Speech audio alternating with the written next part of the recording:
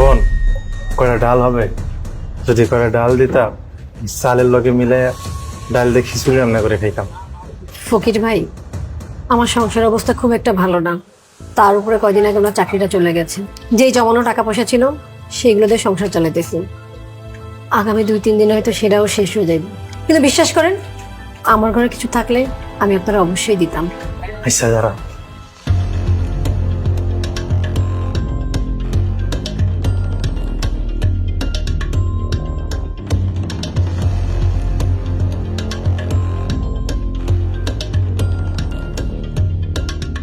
এই কাগজটা না, এই কাগজটা এখনই খুলবা না। এই কাগজটা তখনই খুলবা যখন তোমার ভালো সময় আসবে, যখন তোমার সময় পরিবর্তন হবে। ঠিক আছে? আসি বোন।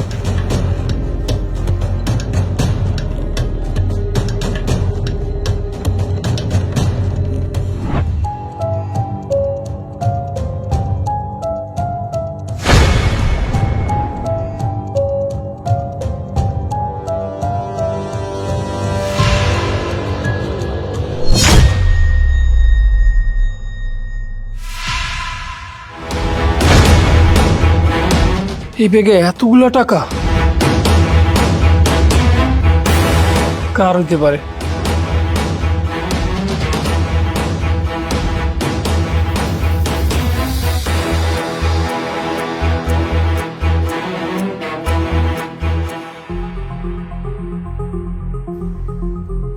দরজা লাগাও, দরজা লাগাও। কি হয়েছে?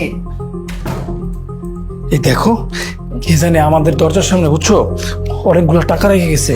এই যে দেখো, এই এক বান্ডেল।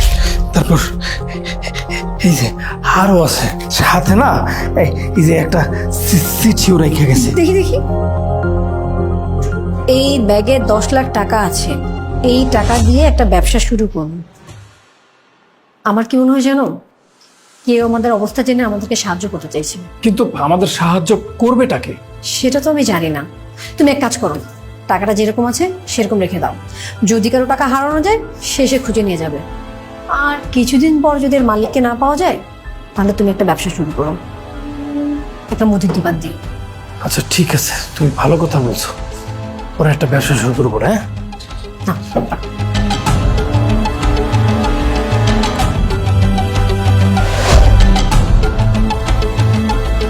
আচ্ছা শোনো, আমি 10 কেজি আটা আর 10 কেজি সুজি অর্ডার করে দিয়েছি। চালের বস্তাটা তুমি দেখে নিও। আচ্ছা ঠিক আছে। আসসালামু আলাইকুম। ওয়ালাইকুম আসসালাম। কেমন আছেন ফকির ভাই? এই তো ভালো আছি। এই তোমাকে পরিচয় করে দিই, ইনি হচ্ছে সেই ফকির ভাই যিনি আমার বাড়িতে এসেছিলেন আর আমাকে দোয়া করে দিয়েছিলেন। আরে বাহ, আপনারা এত বড় দোকান দিয়েছেন? হ্যাঁ ভাই, সেদিন আপনি চলে যাওয়ার পর কে যেন আমাদের বাড়ির সামনে একটা টাকার ব্যাগ রেখে গিয়েছিল। তার মধ্যে 10 লাখ টাকাও ছিল। তারপর আপনার ওসিলায় আমরা এই দোকানটা দিই। এইখানে আমার কোনো হাত নাই, আমার কোনো ওসিলা না, সব উপরালার ইচ্ছা। আচ্ছা, আমি যে ওই দিন একটা কাগজের সিরকুট দিয়ে গেছিলাম তোমারে, এটা কি খুলছিলা বোন? না ভাই, আমি না সেটা পড়তে ভুলে গিয়েছি। আচ্ছা হলো, এখন তোমাদের ওই সিরকুটটা খোলার সময় আইছে। ঠিক আছে, ভালো থাকবে। চল বাড়িতে যাই।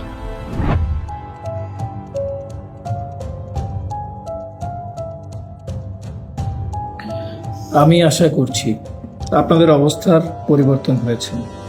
যদি আপনাদের অবস্থার পরিবর্তন হয়ে থাকে, তাহলে আপনাদের মতো কোনো বিপদগ্রস্ত মানুষের পাশে দাঁড়ান।